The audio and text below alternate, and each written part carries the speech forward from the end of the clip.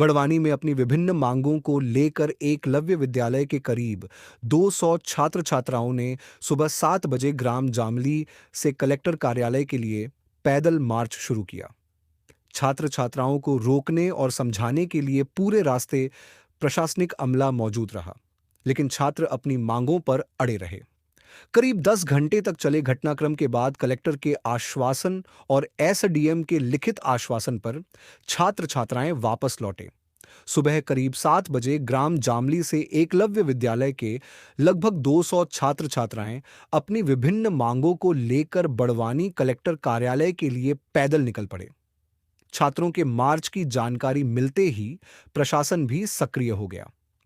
रास्ते में एसडीएम, आदिवासी सहायक आयुक्त, तहसीलदार सहित अन्य अधिकारी छात्र छात्राओं को समझाने की कोशिश करते रहे, लेकिन छात्र अपनी मांगों पर अड़े रहे और आगे बढ़ते रहे। इस दौरान छात्र छात्राओं ने सड़क पर बैठकर विरोध प्रदर्शन भी किया। सड़क पर जाम की स्थिति बनने पर पुलिस प्रशासन ने उन्हें समझाइश दी। इसके बाद छात्र वहां से उठे और कलेक्टर से मिलने की मांग को लेकर बड़वानी की ओर आगे बढ़ गए। मामले की जानकारी मिलने के बाद कलेक्टर जयंती सिन्हा भी छात्र छात्राओं से मिलने के लिए पहुंची। करीब 1 घंटे तक हुई चर्चा में छात्रों ने अपनी समस्याएं कलेक्टर के सामने रखीं। छात्र छात्राओं का आरोप है कि हॉस्टल के शिक्षक और प्रिंसिपल उन्हें जाति सूचक शब्दों से संबोधित करते हैं। छात्रों ने यह भी आरोप लगाया कि हॉस्टल में मिलने आने वाले उनके परिजनों को भी गलत नजर से देखा जाता है और उनके चरित्र पर सवाल उठाए जाते हैं। छात्र छात्राओं ने अपनी अन्य समस्याओं और मांगों से भी कलेक्टर को अवगत कराया। कलेक्टर ने सभी समस्याओं को गंभीरता से सुनने के बाद उचित कार्रवाई का आश्वासन दिया। इसके बाद एसडीएम की ओर से लिखित आश्वासन दिया गया। करीब 10 घंटे तक चले इस पूरे घटनाक्रम के बाद छात्र छात्राएं लिखित आश्वासन पर माने। प्रशासन ने उन्हें बसों में बैठाकर वापस एकलव्य छात्रावास भेजा। अब छात्रों की शिकायतों पर प्रशासन की जांच और कार्रवाई पर सभी की नजर रहेगी। पूरे घटनाक्रम के बाद बच्चों की मांगों को स्वीकार करते हुए कलेक्टर ने एक टीम का गठन किया है, जो छात्रावास पहुंचकर बच्चों के बातों को विस्तार से सुनेगी, मामले में गहन जांच करेगी और निष्पक्षता से दोषी के विरुद्ध कार्रवाई की जाएगी। पूरे मामले में निकालकर यह भी सामने आया कि आदिवासी समाज के छात्र छात्राओं का यह एकलव्य आवासीय विद्यालय है, जहां इन्हें कई बार जाति सूचक शब्दों का इस्तेमाल कर प्रताड़ित किया जाता है। वही आदिवासी समाज को लेकर विभिन्न तरह के फप्तिया कस बच्चों को मानसिक तनाव दिया जाने का विषय सामने आया है। पूरे घटनाक्रम के दौरान स्थानीय जनप्रतिनिधि, बच्चों के परिजन भी बड़ी संख्या में मौजूद रहे और उनके साथ साथ पैदल कलेक्टर से बात करने के लिए पहुंचे। बेटा, क्या मांगों को लेकर आप पैदल निकले थे? क्या मांगे थे आप? हम सबकी मांगे ये थी कि हमारे स्कूल में हमारे साथ इतना गलत होता है। हमारे पेरेंट्स आते हैं, उनको मतलब कुछ गलत मतलब उनके साथ व्यवहार बहुत ज़्यादा गलत होता है। मतलब अभी जैसे कि पेरेंट्स मीटिंग हुई थी, उनकी टाइम की कुछ वैल्यू नहीं है, बस साइन करवाए और वापस भेज दिए। फिर दूसरी बात, हम लड़कियों को तो जैसे जेल में बंद किया हुआ है ना, वैसे रखते हैं। जैसे कि एक दरवाजे से थोड़ी से बाहर तक नहीं निकलने देते हैं। हमने एक बार प्रिंसिपल से बात की, सर हमको थोड़ी देर शाम को 5 मिनट के लिए टहलने के लिए दो, पर सर ने क्या किया, हमको पूरा राउंड दौड़ाने के लिए शाम को रोज तुम दौड़ोगे करके बोल दिया।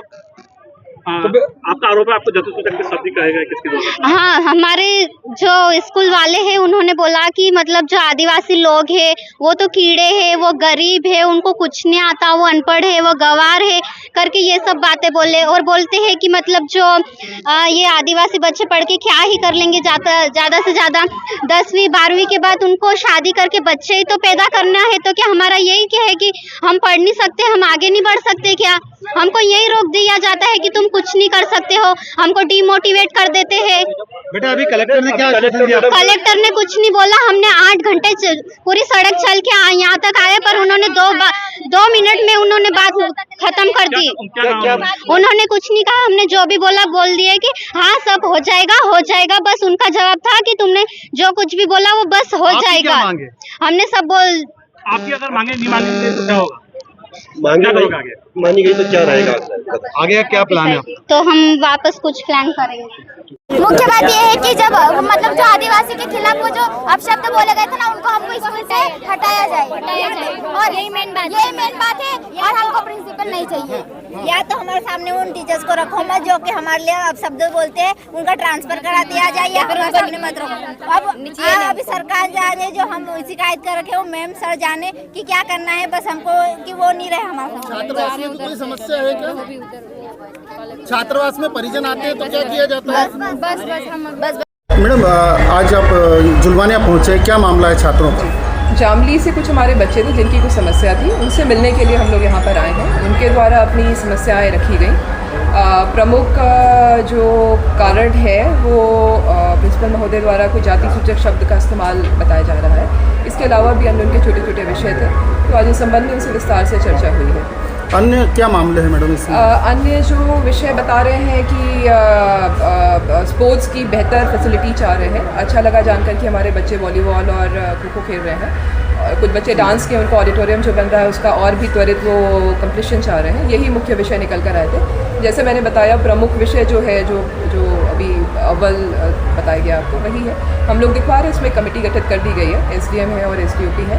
एक बार पूरे विषय का परीक्षण करके हम लोग नियमानुसार कार्रवाई इसमें। पुलिस और प्रशासन द्वारा लगातार रास्ते में किस तरह से मॉनिटर किया कि बच्चे कई किलोमीटर? जी, हमारे बच्चे थे, हम लोग बहुत ही संवेदनशील हैं उनकी सुरक्षा को लेकर। तो किसी भी प्रकार से कोई बाल भर भी किसी को कोई समस्या ना हो, उसका पूरा ध्यान रखा गया और अभी चर्चा कर ली गई है जो उनके विषय हैं, उस मान से ही हम लोग। मैडम छात्रावासों से अधिकांश देखा जा रहा है कि छात्र इसी तरह समस्याएं लेकर के सड़कों पर आ जाते हैं, तो क्या कोई जिले में एक टीम बना करके सभी छात्रावासों का एक बार? बिल्कुल, हम लोग निरीक्षण भी करवा रहे हैं, डिस्ट्रिक्ट नोडल्स भी हैं, लेकिन ये घटना जो हुई है वो सुबह एक कथन के ऊपर हुई है। ऐसा प्रयास करेंगे काउंसलिंग करके कि ऐसा ना हो।